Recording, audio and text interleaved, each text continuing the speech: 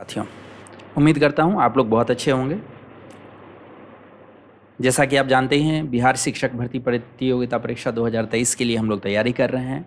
इसी कड़ी में मैंने विज्ञान विषय का पहला सेट ऑलरेडी रिलीज कर दिया है। आप लोग बिल्कुल उस वीडियो को देखिए और आपको आने वाले सेट्स की भी जानकारी समय पर मिल जाए, इसलिए आप हमारे चैनल द रैबिट ब्रेन को सब्सक्राइब जरूर कर लीजिए। तो आज भी दोस्तों हम लोग सामान्य अध्ययन पर चलेंगे। सामान्य अध्ययन में फिर मैं आज विज्ञान विषय के ही 30 क्वेश्चन आपके सामने प्रस्तुत करूंगा। चलिए शुरू करते हैं हम लोग। तो आज का पहला हमारा क्वेश्चन है, रुक्षांश के मुख्य स्रोत क्या है। रुक्षांश आप जानते ही हैं, इसको हम लोग इंग्लिश में बोलते हैं डाइटरी फाइबर, डाइटरी फाइबर्स। ठीक है, डाइटरी फाइबर्स क्या है? एक तरह के रेशे होते हैं। इनका काम क्या होता है और ये किस चीज़ में मिलते हैं, मैं आगे आने वाले क्वेश्चंस में बताता जाऊंगा। तब तक 5 सेकंड है, आप आंसर कीजिए। उम्मीद है आपने सोच लिया होगा। तो डाइटरी फाइबर जो है वो हरी पत्तेदार सब्जियों में भी मिलते हैं, फल में भी मिलते हैं, दाल में भी मिलते हैं। इसका मतलब कि वो सभी में मिलते हैं। डाइटरी फाइबर के लिए एक चीज़ और मैं बताना चाहूँगा कि मेन सोर्स जितने भी साग होते हैं, जो भी हम लोग साग खाते हैं, वो इसके मेन सोर्स होते हैं। के चलिए कि हाँ भाई मैं 200 ग्राम खाना खा रहा हूँ, 200 ग्राम में जब आप डाइटरी फाइबर का यूज कीजिएगा तो कुल मिला करके जितना डाइटरी फाइबर है उतना कार्बोहाइड्रेट आपको कम लेना पड़ेगा। यानी ये एक फिलर मटेरियल की तरह भी यूज करता है। जैसे होता है ना कि सीमेंट में हम लोग क्या करते हैं, अब घर बनाते हैं तो पूरी तरह से सीमेंट तो डालते नहीं है, हम क्या करते हैं, गिट्टी ले लेते हैं। सिमिलर वे में ये डाइटरी फाइबर भी क्या करता है, तो ये गिट्टी की तरह ही काम करता है। ये यदि हमारा सीमेंट है, यानी टोटल हम चावल दाल वगैरह सब चीज़ ले रहे हैं, तो ये क्या करता है, फिलर का काम करता है। यानी जितना आप इसको यूज कीजिएगा उतना आपको ये कम लेना पड़ेगा। और हाँ, एक चीज़ और, ये भी पोषक तत्व नहीं है।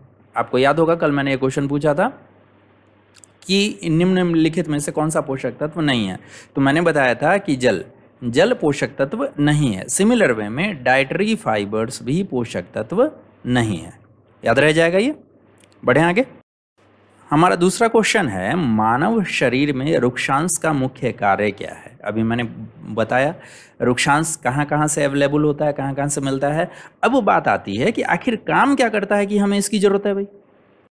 भोजन पचाएगा या अपचित भोजन को बाहर निकालेगा, और या फिर शरीर में जल की मात्रा को बनाए रखेगा, या शरीर में वसा का अवशोषण करेगा। 5 सेकंड है, आंसर कीजिए।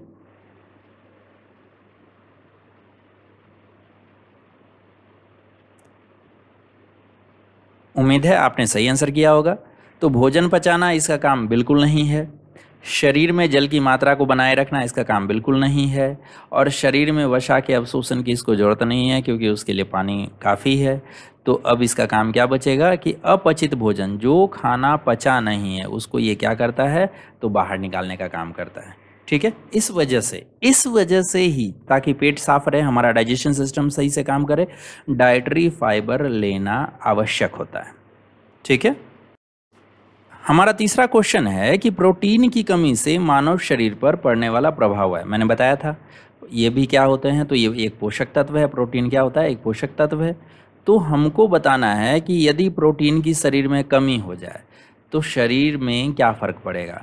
ठीक है, चेहरे पर सूजन आ जाएगा, या बालों का रंग उड़ जाएगा, या पेचिस हो जाएगा, या फिर सब के सब हो जाएंगे, है ना। पेचिस को इंग्लिश में हम लोग बोलते हैं डिसेंट्री। क्या बोलते हैं, डिसेंट्री, पेट खराब होना। ठीक है, आंसर कीजिए।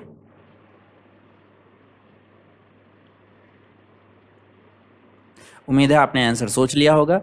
तो ये सारे के सारे, यानी यदि प्रोटीन की कमी है तो आपके चेहरे पर धीरे धीरे सूजन भी आने लगेगा, बालों का रंग भी उड़ने लगेगा, पेचिस भी होने की संभावना रहेगी, जो लगातार रहेगा। ऐसा नहीं है कि एक दिन हुआ और बाकी दिन ठीक हो गया, ये लगातार रहेगा। इसका मतलब है कि ये सभी प्रभाव आपके शरीर पर पड़ सकते हैं प्रोटीन की कमी से। ठीक है, आते हैं चौथे क्वेश्चन में। चौथा क्वेश्चन है कि विटामिन बी, मैंने बताया था विटामिन बी बहुत सारे टाइप के होते हैं, इसीलिए आपने सुना होगा एक कैप्सूल आता है बीकोसुल। बीकोसुल एक कैप्सूल आता है, ये बी कॉम्प्लेक्स है। बी कॉम्प्लेक्स है, बी कॉम्प्लेक्स का मतलब होता है इसमें विटामिन बी के ही सारे एलिमेंट्स हैं। तो क्वेश्चन हमारा कह रहा है कि विटामिन बी1 की कमी से B1 की कमी से कौन सा रोग होता है? क्या वो रतौंधी है, या स्कर्वी है, बेरीबेरी, या अस्थमा है? आंसर कीजिए।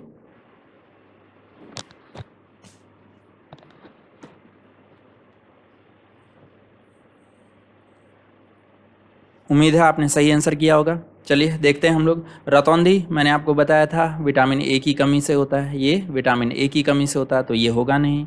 विटामिन सी की कमी से स्कर्वी होता है, यानी मसूड़ों में ब्लड आना, खून आना।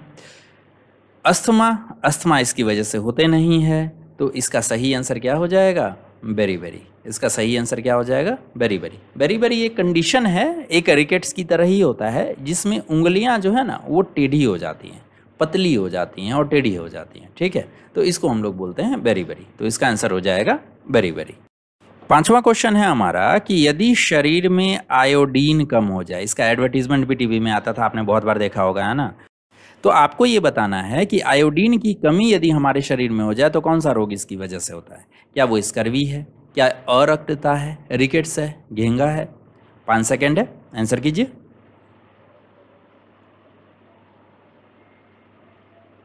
उम्मीद है आपने सही सोचा होगा। तो पहला जो है वो स्कर्वी, ये हो नहीं सकता, क्योंकि मैंने क्या बताया, विटामिन सी की कमी से होता है। अरक्तता, अरक्तता का मतलब होता है रक्त नहीं होना, ब्लड की कमी, ठीक है? तो ये क्या होगा? आयरन की वजह से होता है, ये संभव नहीं है। रिकेट्स मैंने बताया था विटामिन डी की कमी से होता है, तो बड़ा सिंपल सा चीज़ है कि क्या चीज़ होगा? घेंगा। इसकी कमी से क्या चीज़ होगा? घेंगा होगा। तो घेंगा के बारे में आपने बहुत बार देखा होगा, टीवी ऐड भी आता है वो, और यहाँ गला, वो गले में आपने देखा होगा ऐसे निकल आता है ना, ये ऐसे निकल आता है गला बाहर की तरफ। तो इसी को हम लोग बोलते हैं क्या? गोइटर या घेंगा। इसको क्या बोलते हैं? गोइटर या घेंगा, ठीक है? छठा नंबर क्वेश्चन है कि हमारे शरीर में यदि लौह की कमी हो जाए, लोहे की कमी हो जाए शरीर में, तो फिर हमारे शरीर में किस चीज़ के होने की संभावना रहेगी? क्या वो एनीमिया होगा, या हड्डियों में टेढ़ापन आ जाएगा, या दांतों में क्षय आ जाएगा, या पेचिश हो जाएगा? 5 सेकेंड है, आंसर कीजिए।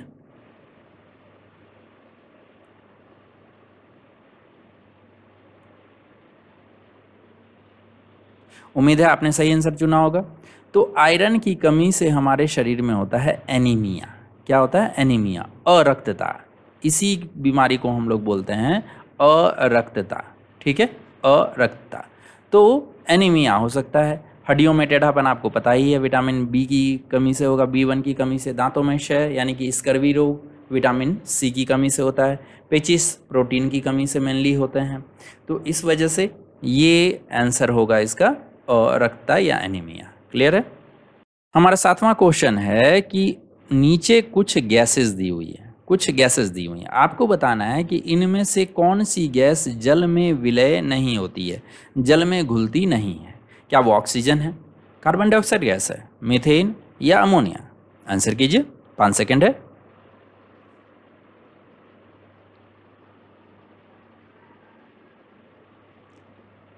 उम्मीद है आपने सही आंसर सोचा होगा। तो इसका सही आंसर हो जाएगा ऑक्सीजन। तो घुलता है, पानी में घुलता है कि नहीं घुलता? इसी वजह से तो मछलियाँ सांस ले पाती है, मगर ना मर ना जाए वो, है ना? कार्बन डाइऑक्साइड गैस, जाहिर सी बात है यदि वो सांस ले रहे होंगे, कार्बन डाइऑक्साइड गैस छोड़ेंगे, पानी में घुलेगा। इस क्वेश्चन से रिलेटेड एक चीज़ बता देना चाह रहा हूँ। हम लोग बात करते हैं ग्लोबल वार्मिंग की, ग्लोबल वार्मिंग की। ग्लोबल वार्मिंग का मेन रीजन होता है वो है कार्बन डाइऑक्साइड गैस, क्योंकि जितना जितना गैस बढ़ेगा वातावरण में, ये सूरज की रोशनी को तो आने देगा, लेकिन जो धरती से टकरा करके वापस सूरज की रोशनी जा रही है उसको जाने नहीं देगा, बल्कि क्या करेगा? रोक लेगा, और इससे धरती का टेम्परेचर बढ़ता जाएगा। तो कार्बन डाइऑक्साइड गैस को कम करने का एक रास्ता ये भी है कि हम अपने समुद्रों को साफ रखें। ये एग्जाम में क्वेश्चन पूछा जाता है कई बार। हम अपने समुद्रों को क्या करें? साफ करें। क्यों? क्योंकि कार्बन डाइऑक्साइड गैस पानी में बहुत अच्छे से घुलते हैं। ऐसे कंडीशन में यदि हम समुद्रों को साफ रखें तो क्या होगा कि वो बहुत ज़्यादा कार्बन डाइऑक्साइड गैस को अपने अंदर सोख सकते हैं। और इसका एक रीजन भी होता है। होता क्या है कि समुद्र में प्लांट्स बहुत है, 1/3, ध्यान रखिएगा, 1/3 धरती के जितने प्लांट्स है उसका 1/3 पार्ट समुद्र में मिलता है, ठीक है? तो ये क्या करेगा? ये सबको कार्बन डाइऑक्साइड गैस की जरूरत पड़ेगी खाना बनाने के लिए। ये कार्बन डाइऑक्साइड गैस क्या करेगा? समुद्र एब्जॉर्व करेगा। जब एब्जॉर्व करेगा तो तो धरती पर कार्बन डाइऑक्साइड गैस का जो प्रॉब्लम है यानी ग्लोबल वार्मिंग की जो समस्या है वो क्या हो जाएगी, कम हो जाएगी। तो खैर इसका मतलब है कि कार्बन डाइऑक्साइड गैस पानी में घुलता है, ये संभव नहीं है। मीथेन ऐसा गैस है जो पानी में घुलता नहीं है, ठीक है। मीथेन नॉन पोलर गैस होता है, इसका केमिकल फॉर्मूला होता है CH4। तो इसके बारे में हम लोग आगे कभी बात करेंगे, 10th क्लास में आएंगे तब बात करेंगे। फिलहाल मीथेन पानी में सॉल्युबल नहीं है, अमोनिया बहुत अच्छे से पानी में सॉल्युबल है, बहुत अच्छे से, ठीक है। तो इसका सही आंसर क्या हो जाएगा, 100 मीथेन। हमारा आठवां क्वेश्चन है कि कोई वस्तु है जिसके आर पार प्रकाश का गमन नहीं हो सकता, यानी उस वस्तु को क्रॉस करके प्रकाश आर पार नहीं जा सकता। अब आपको ये बताना है कि वैसी वस्तुओं को हम किस नाम से पुकारते हैं। क्या वो पारदर्शी हैं, पारभासी हैं, अपारदर्शी है या द्युतिवान बोला जाएगा, ठीक है। 5 सेकंड है, आंसर कीजिए।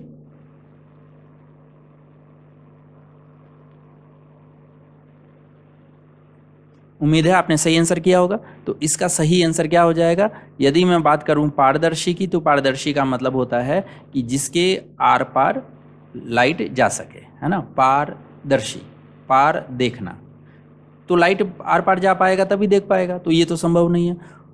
तो अपारदर्शी, अपारदर्शी मतलब नहीं, पार मतलब आर पार, दर्शी मतलब देखना। जब किसी चीज़ के आर पार कोई नहीं देखा जा सकता तो उसको हम लोग क्या बोलेंगे, अपारदर्शी। इसीलिए नहीं देखा जा सकता क्योंकि लाइट आर पार जाएगा नहीं, क्लियर है। इसीलिए नहीं देखा जा सकता क्योंकि लाइट आर पार जाएगा नहीं। तो इसका सही आंसर क्या हो जाएगा, अपारदर्शी।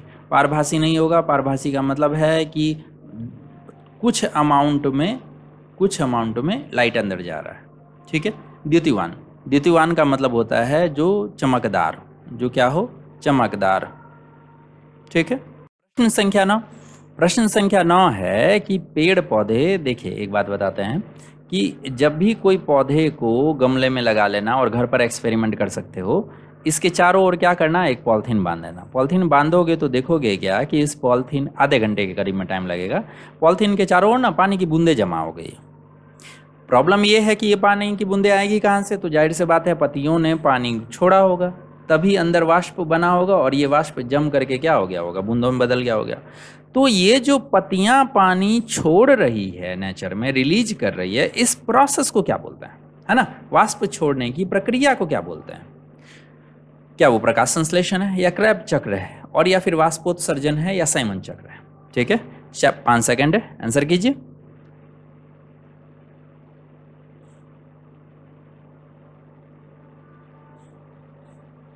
उम्मीद है आपने सही आंसर सोचा होगा। तो प्रकाश संश्लेषण हो नहीं सकता क्योंकि भोजन बनाने की प्रक्रिया है। क्रेब्स चक्र जो है भोजन बनाने की प्रक्रिया का एक भाग है, ये हो नहीं सकता। साइमन चक्र कुछ होता नहीं है, तो हमारे पास ऑप्शन क्या बच गया, वाष्पोत्सर्जन। वैसे भी आप सही से पढ़िएगा तो देखिए ये क्या है, वाष्प और उत्सर्जन। क्या है, वाष्प और उत्सर्जन, वाष्प का उत्सर्जन, जाहिर सी बात है यही प्रोसेस होगा, वाष्पोत्सर्जन। इंग्लिश में अलग वर्ड है, इसको हम लोग बोलते हैं ट्रांसपीरेशन, है ना। इससे पता तो नहीं चलता है कि क्या प्रोसेस है, आपको याद ही रखना पड़ेगा। इसको हम लोग क्या बोलते हैं, ट्रांसपीरेशन। क्या बोलते हैं, ट्रांसपीरेशन, क्लियर है। क्वेश्चन नंबर 10 है कि पौधे भोजन बना रहे हैं, है ना। तो इस भोजन बनाने की प्रक्रिया में वो किस किस चीज़ का उपयोग करते हैं। भोजन, सिंपल बात ये है कि भोजन बनाने के लिए क्या क्या चीज़ यूज होता है, ठीक है। क्या वो जल यूज करेगा, या ऑक्सीजन गैस यूज करेगा, या कार्बन डाइऑक्साइड गैस यूज करेगा, और या फिर जल और कार्बन डाइऑक्साइड गैस दोनों यूज करेगा। 5 सेकंड है, आंसर कीजिए।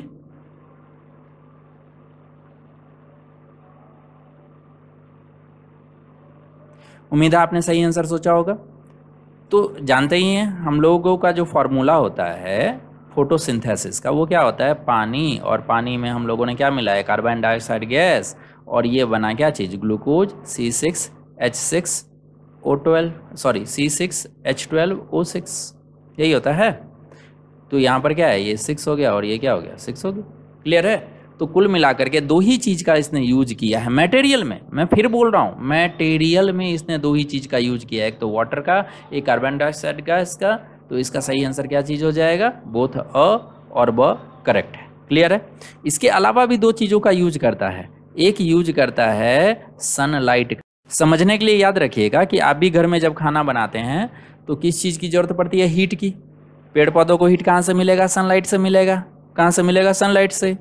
तो ये सिंपल सी बात है ना, भोजन को पका रहे हैं भाई सनलाइट में, हो गया, ग्लूकोज बन गया। दूसरी चीज है कि इनको, ये लाइट एनर्जी को डायरेक्ट ट्रैप कर नहीं सकते, डायरेक्ट यूज कर नहीं सकते, तो इसके लिए इनमें एक चीज रहता है क्लोरोफिल। इनमें क्या रहता है? क्लोरोफिल। इसको हिंदी में हम लोग बोलते हैं पर्णहरित। पर्णहरित, हरे पत्ते।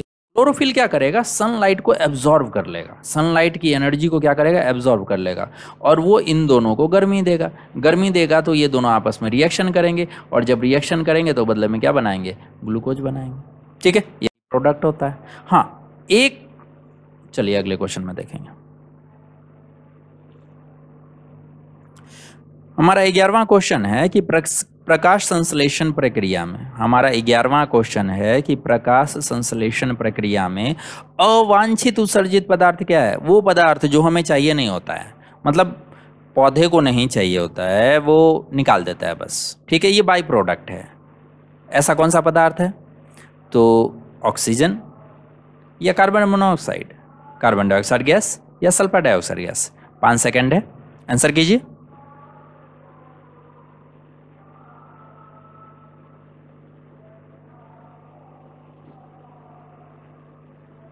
उम्मीद है आपने आंसर कर लिया होगा। ठीक है, तो इसका सही आंसर क्या चीज़ हो जाएगा? ऑक्सीजन। ऑक्सीजन, क्योंकि कार्बन डाइऑक्साइड गैस का तो वो खुद ही यूज करता है। सल्फर डाइऑक्साइड गैस का यहाँ पे कोई रोल होता नहीं है, ना ही कार्बन मोनोऑक्साइड गैस का यूज होता है। तो बाहर क्या निकलता है? व्हाट? ऑक्सीजन। ऑक्सीजन, और ऑक्सीजन के साथ में एक और चीज़ बाहर निकलता है, water vapour. Water vapour, water vapour है ना, जल वाष्प। ये जल वाष्प भी बहुत ज़्यादा निकलता है। मान के चलिए कि एक के पेड़ ने 100 वाटर मॉलिक्यूल लिए। कितने? 100 वाटर मॉलिक्यूल लिए। तो ये पौधा जो है, ये पौधा खाना बनाने में मात्र 3 मॉलिक्यूल का यूज करेगा, मात्र 3 मॉलिक्यूल का ये यूज करेगा, और बाकी 97 मॉलिक्यूल क्या करेगा? हवा में उड़ा देगा वाष्प के रूप में। क्लियर है? तो ये इतना ही यूज होता है। तो कुल मिलाकर के ये दोनों, वाटर वेपर भी और ऑक्सीजन भी, ये क्या है? बाई प्रोडक्ट है। लेकिन खैर हमारे लिए तो उपयोगी है ना भाई, बिना ऑक्सीजन के सांस तो लेने वाले ना है। ठीक है, इसलिए बोलते हैं ज़्यादा से ज़्यादा पौधे लगाओ। जितने ज़्यादा पौधे लगेंगे, कार्बन डाइऑक्साइड गैस का वो यूज करेंगे, कम हो जाएगा धरती पर गैस, भाई ग्लोबल वार्मिंग की समस्या खत्म हो जाएगी। क्लियर है? अगला क्वेश्चन है हमारा कि पौधे के किस भाग को पौधे का स्थिरक कहा जाता है? स्थिरक मतलब होता है एंकर। देखिए हो ना, जहाज वगैरह सब जब पानी के बगल में लाया जाता है, किनारे पर लाया जाता है, तो एक बड़ा सा खंभा रहता है, और इस खंभे में रस्सी को बांधा जाता है और जहाज को बांध दिया जाता है ताकि जहाज और कहीं ना जाए। बस तुमको यही बताना है कि ये पेड़ पौधे जो होते हैं, इनको स्थिर रखने का काम कौन करता है? किसको हम लोग बोलते हैं स्थिरक? तो ये बड़ा सिंपल सा चीज़ है, इसके लिए 5 सेकंड की जरूरत नहीं है। जड़ है ना, यदि जड़ जमीन में नहीं लगा रहेगा, वो पौधे किसी भी वे में खड़ा नहीं हो सकते। तो इसीलिए पौधे का स्थिरक किसको बोला जाता है? जड़ को बोला जाता है। शाखाएं नहीं होंगी, तना नहीं होगा, पत्तियां नहीं होगी। क्लियर है? अगला है कि मूसल जड़। जानते ही जड़ 2 प्रकार के होते हैं, जानते ही हो जल 2 प्रकार के होते हैं। ये तो मालूम ही है कि जड़ जो है वो 2 प्रकार के होता है। ठीक है, जड़ 2 प्रकार के होता है, एक मूसल होता है और एक फाइब्रस होता है। ठीक है, फाइबर टाइप का रहता है। अब ये बताना है कि इनमें से जो नीचे दिए गए हैं, उनमें से मूसल जड़ का एग्जाम्पल कौन सा है? मूसल जड़ का एग्जाम्पल कौन सा है? ठीक है, 5 सेकंड है, आंसर कीजिए।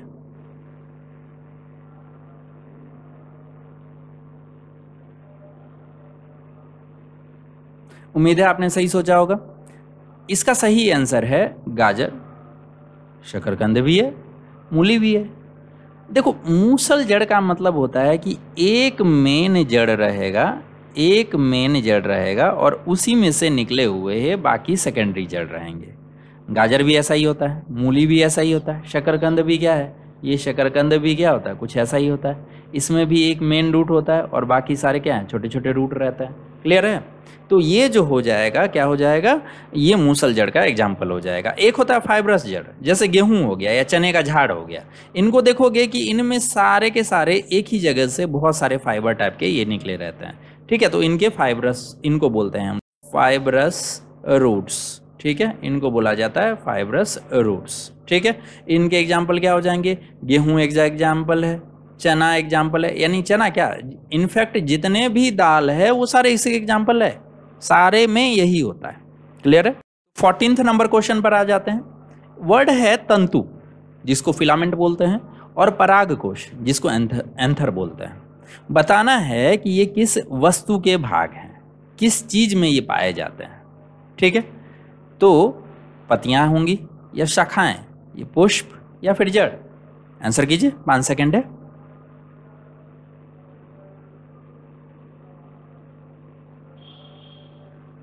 उम्मीद है आपने सही आंसर सोचा होगा। तो ये पत्तियों के भाग बिल्कुल नहीं होते हैं, शाखाओं के भाग बिल्कुल नहीं होते हैं, जड़ में भी ये नहीं होते। तो इसका सही आंसर क्या हो जाएगा, पुष्प। जो पौधे होते हैं ना, पौधे, इन पौधों में ये मेल पार्ट है। ये क्या है, मेल पार्ट है। तो इसको हम लोग बोलते हैं परागकोश, इसको बोलते हैं परागकोश। क्लियर है। और ये, इसको हम लोग बोलते हैं क्या चीज, एंथर, तंतु, सॉरी, इसको क्या बोलते हैं, फिलामेंट या तंतु।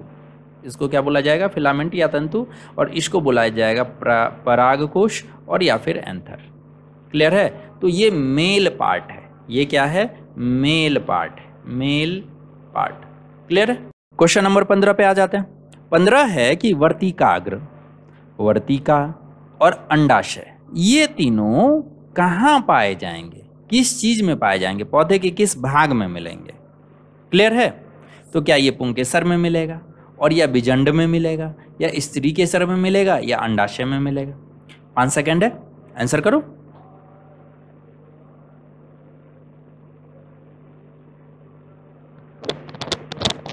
उम्मीद है आपने सही आंसर किया होगा। तो जैसा कि मैंने बताया था, देखो, एक था ये पौधा है ना, पौधे के बीचों बीच इस तरीके का, सॉरी, पौधे के बीचों बीच इस तरीके की एक संरचना होती है, सुराही टाइप की ये संरचना होती है। ठीक है। इसके ऊपर वाले, इस ऊपर वाले पार्ट को हम लोग बोलते हैं स्टिग्मा, स्टिग्मा, यानी कि वर्तिकाग्र। वर्तिका का अग्र, वर्तिका मतलब फूल, और इसका अग्रभाग वर्तिकाग्र हो गया। बीच वाले को पोर्शन को हम लोग बोलते हैं स्टाइल, यानी वर्तिका, वर्तिका। और यहाँ पर जो है ना, वो इस तरह के गोले रहते हैं, और इसमें छोटे छोटे दाने रहते हैं, यानी ये बीज रहते हैं। तो बीज को हम लोग बोलते हैं क्या, अंडे, अंडे सिंपल भाषा में। तो इसीलिए अंडों को इसकी भाषा में हम लोग बोलेंगे बीजंड। अंडे तो हैं लेकिन ये बीज वाले हैं, तो इसको बोला जाएगा बीजंड। और बीजंड जहाँ पर रहता है, बीजंड जहाँ पर पाया जाता है, इसको हम लोग बोलते हैं ओवेरी, ओवेरी, अंडाशय, जहाँ अंडे रहते हैं। क्वेश्चन आ जाए। क्वेश्चन नंबर 16 है कि बीजंड, बीजंड जो है वो पुष्प के किस भाग में पाया जाता है। तो इसके लिए 5 सेकंड देने की जरूरत नहीं, अभी अभी मैंने थोड़ी देर पहले बोला था, बीजंड कहाँ पर मिलेगा, स्त्री के सर में, है ना। बीजंड कहाँ पर मिलेगा, स्त्री के सर में, यही होता है ना। तो ये कहाँ पर मिलेगा, स्त्री के सर। क्वेश्चन नंबर 17 है, मानव शरीर में देखो बहुत जगह जॉइंट होता है, चाहे हाथ में हो, गर्दन में हो, पाँव में हो, इसी वजह से हम सब चीज़ को हिला पाते हैं। यदि जॉइंट नहीं हो तो हिला ही नहीं पाएंगे। तो हमको बताना है कि मानव शरीर में कौन सी संधि यानी जॉइंट है जो अंगों को हर दिशा में गति प्रदान करती है, यानी हाथ या अंगों को हम हर दिशा में घुमा सकते हैं। ठीक है, कौन सी संधि होगी। 5 सेकंड है, आंसर कीजिए।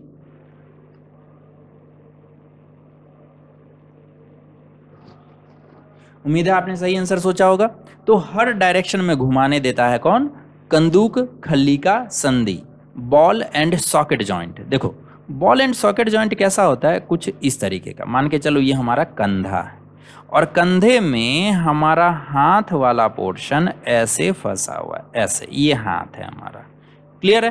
तो अब ये हाथ को क्या कर सकते हो, इधर भी घुमा सकते हो, इधर भी घुमा सकते हो, है ना। ऊपर की तरफ भी घुमा सकते हो, नीचे भी घुमा सकते हो, दाएं बाएं सब जगह, जिधर मन चाहे 360 डिग्री तुम रोटेट कर सकते हो। कहाँ पर मिलता है, तो ये हमारे कूल्हे के जोड़ में, जहाँ कूल्हा है हमारा जॉइंट है, तो वहां पर ये मिलता है।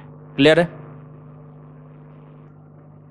18 नंबर क्वेश्चन है कि मानव शरीर में कौन सी संधि यानी अगला जॉइंट कौन सा है जो दाएं बाएं और आगे पीछे ही घूमने का मौका देता है, वो उससे ज्यादा का मौका नहीं देगा तुम। तो बताओ, 5 सेकंड है।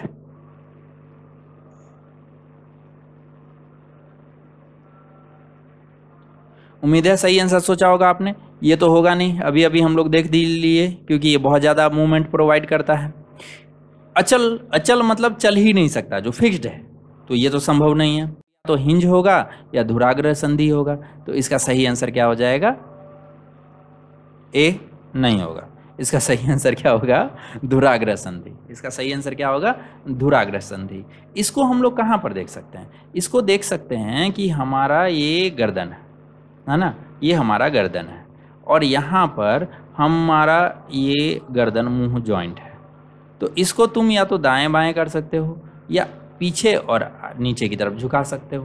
क्लियर है? तो बस ये इतना ही मूवमेंट प्रोवाइड करता, 360 डिग्री रोटेशन इसमें नहीं है। क्लियर है? क्वेश्चन आते हैं, 19वां नंबर क्वेश्चन है कि कौन सी संधि यानी ऐसा कौन सा जॉइंट है जो केवल एक ही दिशा में गति प्रोवाइड करता है, केवल एक ही दिशा में। चलो हिंट्स के लिए मैं बताता हूँ। गेट देखो, गेट है ना, दरवाजा जो अपना है, दरवाजा, जब दरवाजा लगा होता है तो यहाँ पर एक कुंडी लगी होती है, कब्जा लगा होता है ना। इस कब्जे में गेट फंसा होता है, और ये गेट क्या होगा, इधर से इधर जाएगा और यहाँ से यहाँ जाएगा, बस फोर एंड आफ्टर मूवमेंट करेगा, अप एंड डाउन, ये होगा नहीं इससे। तो ऐसा कौन सा संधि होगा?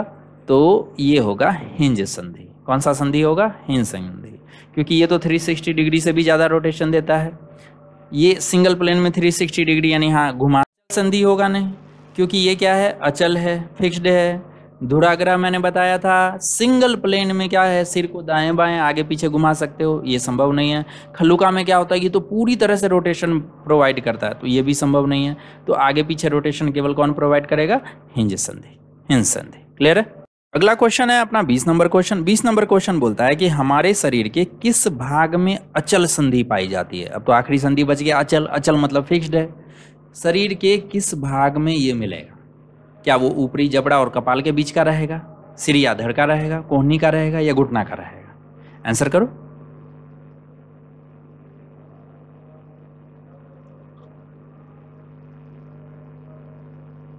आपने सही आंसर किया होगा। तो इसका सही आंसर घुटना होगा नहीं। घुटने में ऊपर नीचे मूवमेंट किया जा सकता है, यानी हिंज जॉइंट होता है। कोहनी में हिंज जॉइंट होता है। सिर और धड़ के बीच में अभी मैंने बताया था पिवोटल जॉइंट होता है, धुराग्रह संधि होती है। तो एक ही जगह बच गया जो फिक्स होता है, तुम्हारा सिर, यानी जो हमारा ये जो सिर बना हुआ है और यहाँ से आँख जो शुरू होती है, और यार ये तो बड़ा बेकार बनता है, ठीक है ये तो यहाँ ये जो जबड़ा इस सिर वाले हड्डी से जहाँ पे मिलता है, तो ये जॉइंट फिक्स है, ये कभी भी हिलते नहीं है। क्लियर है? ऐसे ही जो हमारा सिर है राउंड है ना, तो ऐसा पूरी तरह से ये राउंड नहीं होता, इनमें बहुत सारी हड्डियाँ हैं, बहुत सारी हड्डियाँ हैं, लेकिन ये हड्डियाँ हिलती नहीं है, नहीं तो बेटा सिर हिल जाएगा ये। ठीक है? हाँ, तो इसका सही आंसर क्या हो जाएगा? ऊपरी जबड़ा और कपाल के बीच में, ऊपरी जबड़ा और कपाल के बीच में जो संधि है उसको हम लोग क्या बोलेंगे? क्या बोलेंगे? अचल संधि। अगला क्वेश्चन है क्वेश्चन नंबर 21। क्वेश्चन नंबर 21 बोल रहा है कि हाथ की कलाई, हमारा जो कलाई होता है, पाम जो होता है, उसमें बहुत सारी छोटी छोटी हड्डियां होती है। इन हड्डियों को क्या कहा जाएगा पता है? क्वेश्चन पूछ रहा है कि इन हड्डियों को क्या कहा जाएगा। 5 सेकेंड है, आंसर करो।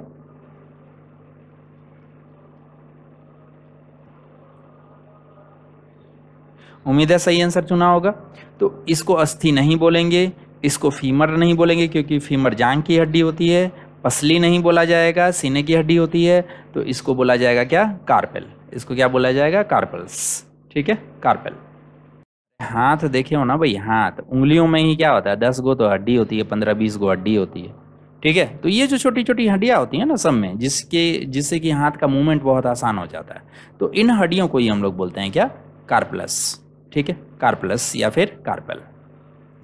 Question number 22। क्वेश्चन नंबर 22 हमसे पूछ रहा है कि छोटी छोटी कशेरुकाओं से बनी लंबी संरचना जो मस्तिष्क के पार्श्व भाग से कमर तक जाती है, अरे भाई दिमाग के पीछे से लेकर के और कमर तक तुम्हारे जाती है, वो छोटी छोटी कशेरुकाओं से बनी है, ऐसे छोटी छोटी रिंग से बनी हुई है। तो इनको हम लोग क्या बोलते हैं? तो ये तो बड़ा सिंपल है, इसके लिए देने की जरूरत नहीं है। इसको बुलाया जाएगा क्या चीज़? मेरुदंड, है ना। पीछे रीढ़ की हड्डी, मेरुदंड किसको बोलते हैं? रीढ़ की हड्डी को, रीढ़ की हड्डी को हम लोग बोलते हैं क्या? मेरुदंड। तो सही आंसर क्या हो जाएगा? मेरुदंड। क्लियर है? Question number 21। क्वेश्चन नंबर 21 है कि मानव कंकाल में उपस्थित वह भाग जो हड्डियों से कोमल होते हैं। देखो हड्डियां बहुत सारी इंसान के शरीर में होती है, कुछ को हम हड्डी ही बोलते हैं, लेकिन कुछ क्या होती है, हड्डी जितने हार्ड होते नहीं है, वो थोड़े सॉफ्ट होते हैं। बता सकते हो कि उनको क्या बोलते हैं? 5 सेकंड है, आंसर करो।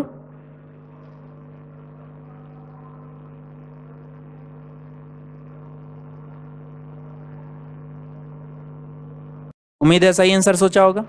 क्या वो उसको पेशी बोलते हैं? बिल्कुल नहीं। मेरुरज्जु बोलते हैं? बिल्कुल नहीं। कशेरुकी हड्डी को ही बोलते हैं। तो पीछे क्या बच गया? उपास्थि। उपास्थि का मतलब हो गया उप अस्थि। उप अस्थि, अस्थि का छोटा वाला भाग, अस्थि का लोअर वर्शन, ठीक है, उपास्थि। कहाँ कहाँ मिलेगा? अपनी कान की हड्डियों को छू के देखना, लगेगा थोड़ा सा हार्ड है, ठीक है, हड्डी जैसा लगेगा, लेकिन वो हड्डी है नहीं, ठीक, उसको क्या बोलेंगे हम लोग? उपास्थि। क्या बोलेंगे उसको? उपास्थि, यानी कि कार्टिलेज बोलेंगे। क्लियर है? आते हैं क्वेश्चन नंबर 24 पर, ठीक है। क्वेश्चन नंबर 24 बोल रहा है कि केचुआ तो तुम लोग देखे ही होगे, हड्डी तो उसमें होती नहीं है, लेकिन फिर भी वो मिट्टी पर आसानी से चल लेता है। तो ऐसी क्या खास बात उसमें होती है जिसकी वजह से वो मिट्टी पर आसानी से चल लेता है? क्लियर है? किस कारण से, उसके बॉडी पार्ट में ऐसा क्या है जिसकी वजह से वो मिट्टी पर आसानी से चल लेता है? 5 सेकंड है, आंसर करो।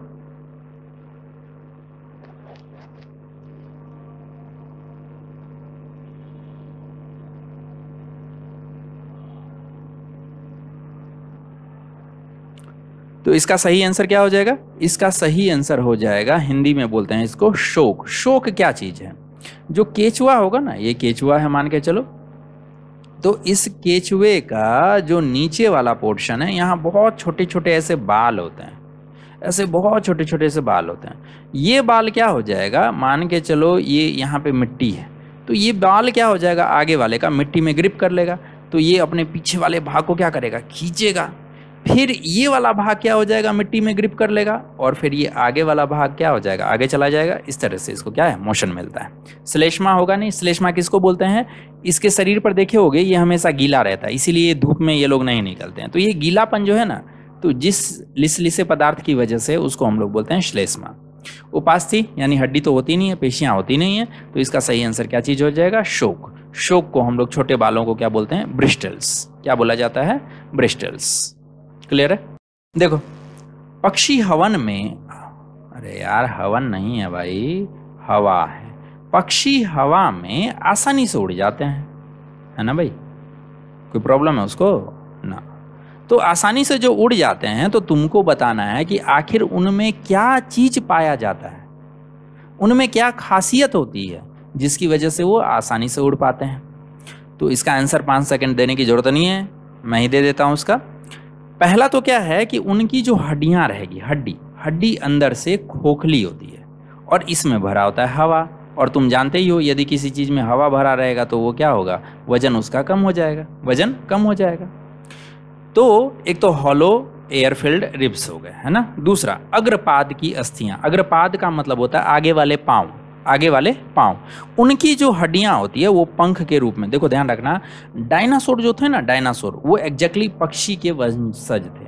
तो डायनासोर में भी क्या हुआ कि आगे वाले जो पैर थे वो धीरे धीरे क्या हो गए, ये पंख का रूप लेने लगे, धीरे धीरे क्या हो गए, पंख का रूप लेने लगे। उन्होंने इस पंख का यूज किया और उड़ना सीख लिया, बस वही धीरे धीरे बदल करके क्या हो गए, तो भाई ये बर्ड बन गए। क्लियर है?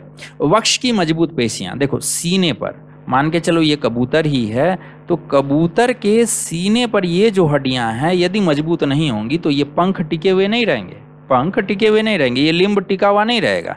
इसीलिए उसके सीने की पेशियां भी, जो वक्ष की पेशियां जो होती है वो क्या होती है, मजबूत होती है। क्लियर है? इसका मतलब सबसे अच्छा आंसर क्या हो जाएगा, सारे के सारे सही है। क्लियर है? फोर लिम्स हम लोग बोलते हैं आगे वाले यानी पाँव को, इसको क्या बोला जाता है, फोर लिम्स। क्लियर है? अगला है क्वेश्चन नंबर 26। क्वेश्चन नंबर 26 हमारा बोल रहा है कि मछली पानी में तैर सकती है, पानी में तैर सकती है, डूबती, सही बात है, डूबती तो है नहीं भाई। तो आखिर उसमें ऐसा क्या चीज होता है जिसकी वजह से वो पानी में तैर सकती है ना। 5 सेकंड है, आंसर करो।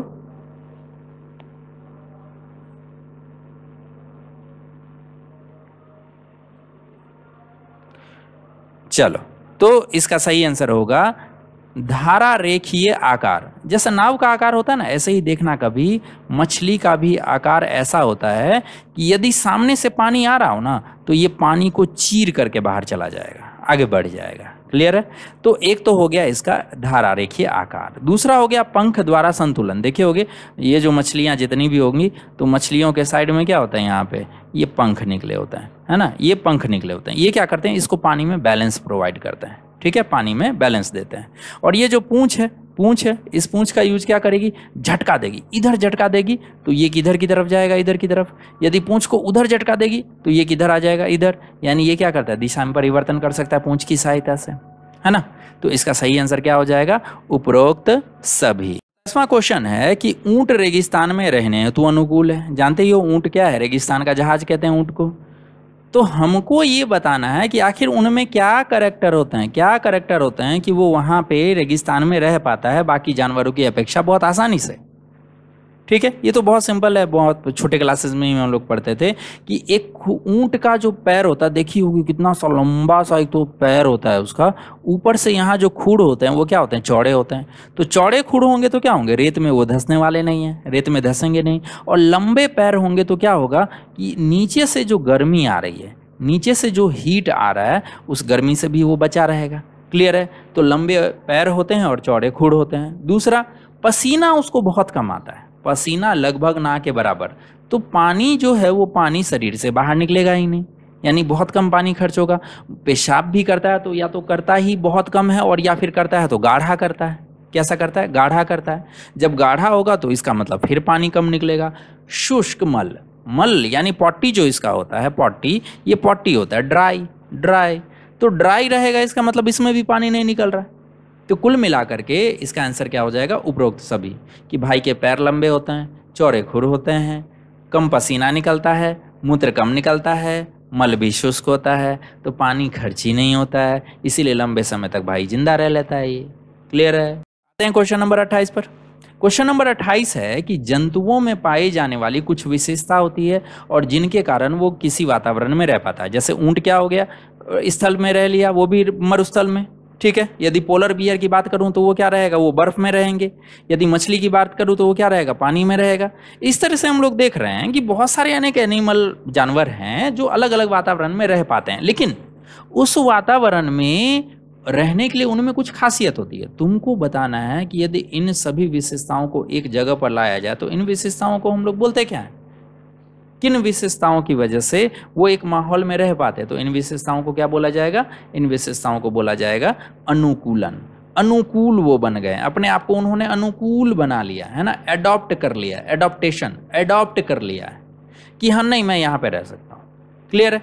तो विशिष्टता ऐसा कुछ नहीं है। जलीय अनुकूलन, भाई जल की बात नहीं हो रही है, सभी की बात हो रही है। स्थलीय अनुकूलन, स्थल की बात नहीं हो रही, सभी की बात हो रही है। तो कॉमन वे में इसको हम लोग क्या बोलते हैं, अनुकूलन या एडॉप्टेशन।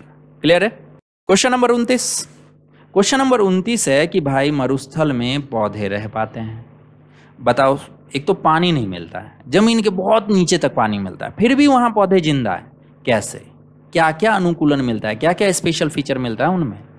तो हम बात करेंगे कि स्पेशल फीचर में क्या होंगी। एक तो जो पत्तियां होती है, देखना बबूल की क्या होती है, इतनी छोटी छोटी छोटी छोटी पत्तियां होती हैं। खेजड़ी की इससे हल्की सी बड़ी पत्तियां होती है।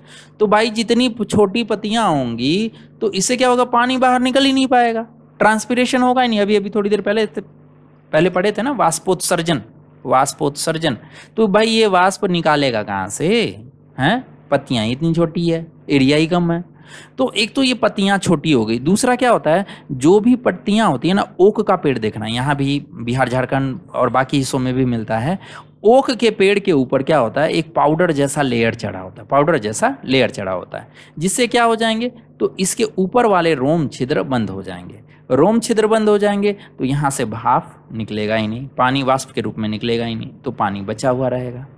क्लियर है? तो एक तो पत्तियां छोटी होती है, ऊपर से उसके ऊपर वैक्स का लेयर चढ़ा होता है। वैक्स जैसा कोई भी चीज हो सकता है, उसका क्या होता है, लेयर चढ़ा होता है। तने पर भी देखोगे तो तने में भी क्या होता है, एकदम मोटे मोटे छाल होते हैं। और या तने के ऊपर भी, जैसे नागफनी हो गया, ठीक है, नागफनी में भी तुम लोगों ने देखा होगा क्या होता है, तो इसके ऊपर एक लेयर चढ़ा होता है, मोम जैसा लेयर चढ़ा होता है, जिसके ऊपर यदि पानी डालोगे ना तो पानी टिकता ही नहीं है इसके ऊपर। क्लियर है। तो मोम जैसा जब लेयर चढ़ा होगा तो ये भाप बाहर कम से कम निकालेगा, पानी को कम से कम खर्च करेगा। दूसरा, पत्तियां कांटों के रूप में रूपांतरित हो जाती है। अच्छा एक चीज़ यार, एक बात ध्यान रखना, बबूल और इन सब में जो कांटे लंबे लंबे देख रहे हो ना, ठीक है, या कैक्टस में ही जो नागफनी में ही कांटे तुम लोग जो लंबे लंबे देख रहे हो, ये एक्चुअल में इनकी पत्तियां हैं। ये पत्तियां ही कांटों के रूप में बदल जाती है ताकि पानी कम से कम खर्च हो, पानी कम से कम खर्च हो। तो इसका मतलब ये सारे के सारे जो यहाँ पर दिख रहे हैं अनुकूलन, ये क्या है, पानी को के खर्च को रोकने के लिए है। और पानी का खर्च यदि ये लोग रोक सकते हैं तो डेफिनेटली रेगिस्तान में रह सकते हैं। इसका मतलब इसका सही आंसर क्या हो जाएगा, उपरोक्त सभी, उपरोक्त सभी। क्लियर है। आते हैं हमारे आखिरी क्वेश्चन में। आखिरी क्वेश्चन बोलता है कि मरुस्थलीय आवास में पाए जाने वाले पादप नहीं हैं। नीचे जो पौधे दिए गए हैं 4, खेजड़ी, नागफनी, पीपल, बबूल, बताना है कि कौन सा पादप इसमें रेगिस्तानी माहौल में नहीं रहता है, रेगिस्तानी माहौल में नहीं रहता है। 5 सेकंड है, आंसर करो।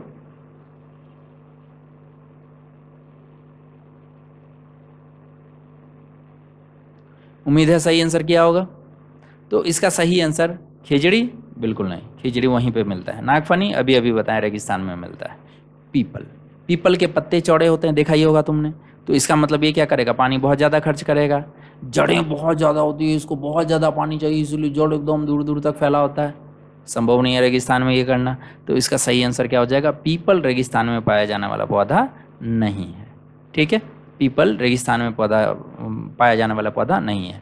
बबूल कांटेदार रहते हैं, पत्तियां बहुत छोटी रहती है, ये भी क्या है, रेगिस्तान में ही रहने के लिए बने हुए हैं, रेगिस्तान में ही रहने के लिए बने हुए हैं। ठीक है, इस जो पीपल है, पीपल को सैक्रेड फिग भी बोलते हैं, सैक्रेड फिग प्लांट। क्लियर है, सैक्रेड फिग प्लांट भी बोला जाता है। तो इस तरह से आज का हमारा 30 क्वेश्चन का कोटा कंप्लीट होता है। करके मैंने आपको 60 क्वेश्चन बता दिए हैं। 30 पहले सेट में था, 30 इस सेट में है। इन क्वेश्चन को बहुत अच्छे से रिवाइज कीजिए। यदि कुछ समझ में नहीं आता आप हमें कमेंट्स बॉक्स में कमेंट कर सकते हैं, ठीक है, मैं उसका रिप्लाई देने की पूरी कोशिश करूंगा।